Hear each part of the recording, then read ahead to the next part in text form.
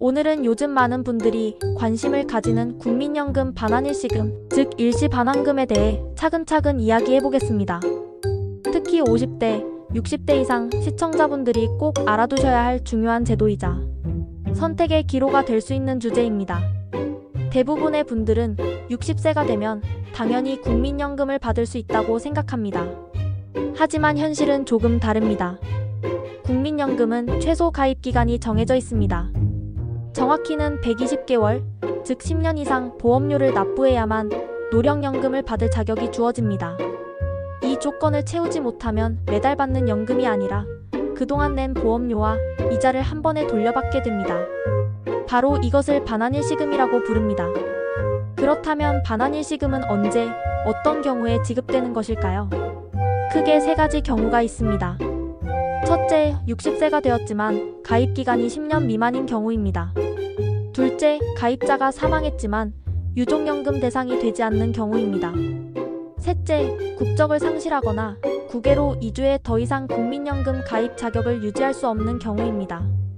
이런 상황에서는 지금까지 낸 보험료를 낭비하지 않고 돌려받을 수 있도록 반환일시금 제도가 운영되는 것입니다. 반환일시금은 단순히 낸 돈만 돌려주는 것이 아니라 납부한 보험료에 일정한 이자를 더해 지급합니다. 이자는 3년 만기 정기예금 금리를 기준으로 계산되며 납부한 달의 다음 달부터 지급 사유가 발생할 때까지의 기간 동안 붙게 됩니다. 그래서 시점에 따라 조금씩 차이가 있을 수 있습니다. 하지만 중요한 사실은 반환일시금을 수령하면 국민연금과의 관계가 끝난다는 점입니다. 다시 말해, 앞으로 연금을 받을 수 있는 권리가 완전히 사라진다는 뜻입니다. 최근 들어 반환일시금을 청구하는 사람이 크게 늘고 있습니다.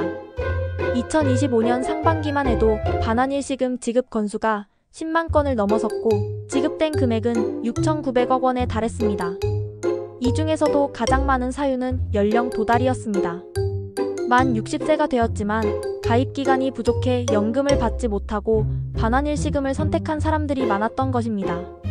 불과 몇 년 전만 해도 연간 반환일시금 지급액은 9천억 원 정도였는데 최근 들어 급격히 증가하는 추세입니다. 이런 통계는 우리 사회의 또 다른 문제를 보여줍니다. 바로 국민연금 가입 기간을 충분히 채우지 못하는 사람들이 많다는 사실입니다.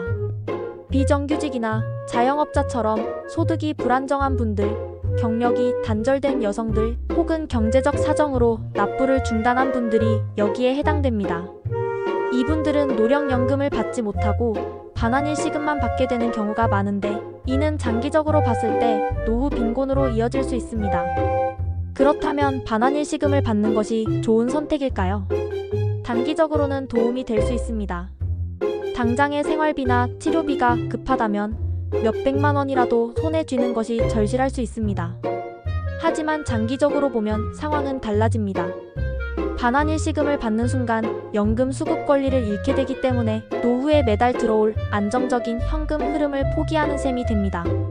국민연금은 내가 낸 것보다 훨씬 오래, 그리고 더 많이 받을 수 있는 구조로 설계되어 있습니다.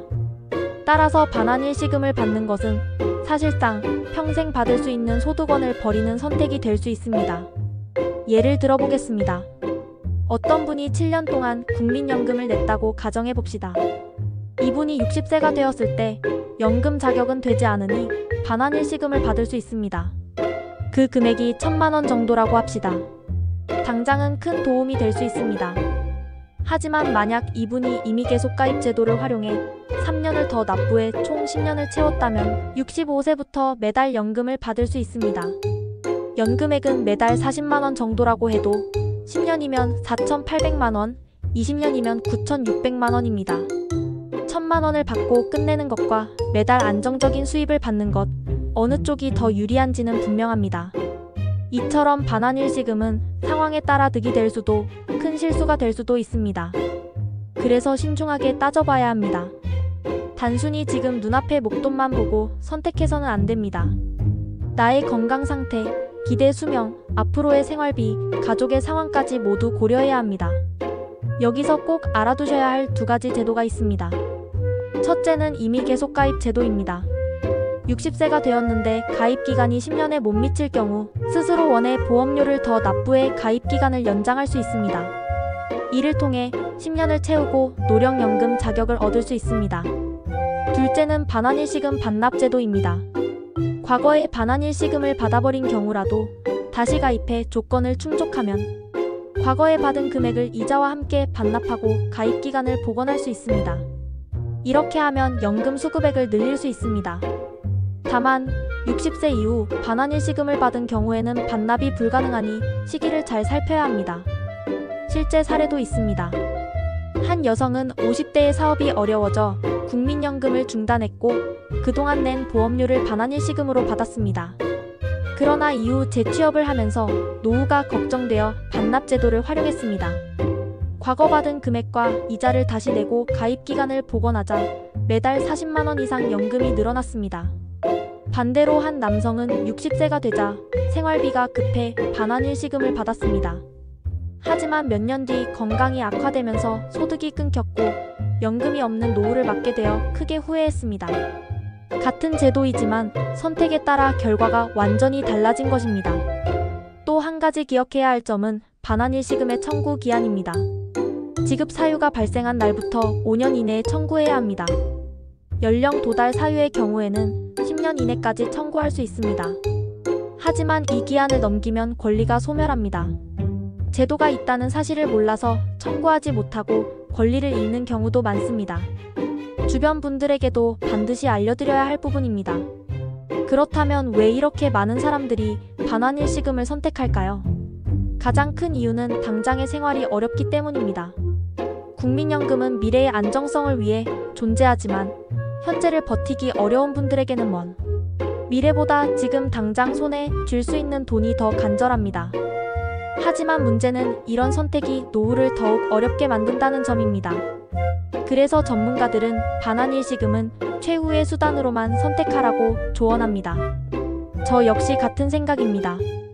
특별한 사정이 없다면 가능한 한 연금 자격을 유지하거나 복원하는 것이 훨씬 현명합니다. 당장의 목돈보다 매달 꾸준히 들어오는 연금이 노후에는 훨씬 더 큰 힘이 됩니다. 특히 우리나라의 노인 빈곤율이 여전히 세계에서 가장 높은 수준이라는 점을 고려하면 안정적인 연금의 가치는 아무리 강조해도 지나치지 않습니다. 마지막으로 정리해보겠습니다. 국민연금 반환일시금은 연금을 받지 못하는 사람들을 위한 보완제도입니다. 하지만 동시에 잘못된 선택으로 평생의 연금을 포기하게 만들 수 있는 위험한 제도이기도 합니다. 반환일시금을 선택하기 전에 반드시 내 가입 기간을 확인하고 임의 계속 가입이나 반납 제도를 검토해야 합니다. 당장의 몇백만 원보다 평생 이어지는 연금이 훨씬 더 값지다는 사실을 꼭 기억해야 합니다. 오늘은 국민연금 반환일시금에 대해 알아보았습니다. 여러분께서는 어떻게 생각하시나요? 당장의 목돈을 받는 것이 나을까요? 아니면 조금 더 노력해 연금 자격을 유지하는 것이 나을까요? 제 개인적인 의견은 분명합니다. 특별한 사정이 없는 한 연금을 유지하는 것이 훨씬 더 안정적이고 유리합니다.